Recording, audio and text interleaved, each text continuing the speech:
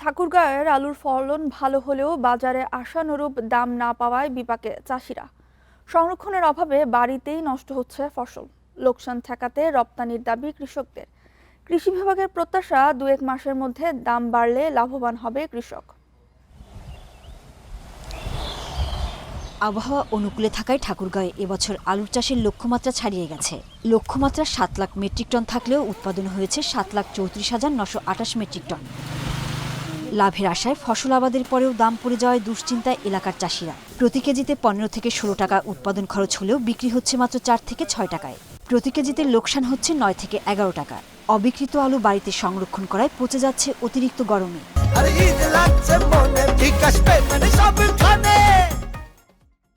আগে যা দাম ছিল এখন তো বাজার আরও কম, আলু বিক্রি হচ্ছে না। দরের আশা একটু একটু থুইছে, এখন আলু তো ঘরতেও রাখা যায় না, এখন তো সম্ভব হচ্ছে না। আর কয়দিন রাখিমো, এখন তো আরো দিন দিন আলুর অবস্থা খারাপ। বেচা কিনা হয় না।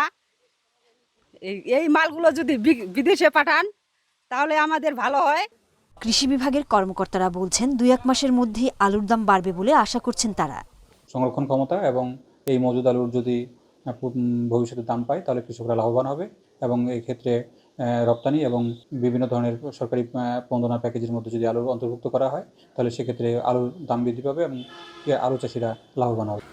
জেলায় 19টি হিমাগারের মধ্যে 18টি চালু রয়েছে। এগুলোতে মোট ধারণ ক্ষমতা 1,80,500 মেট্রিক টন।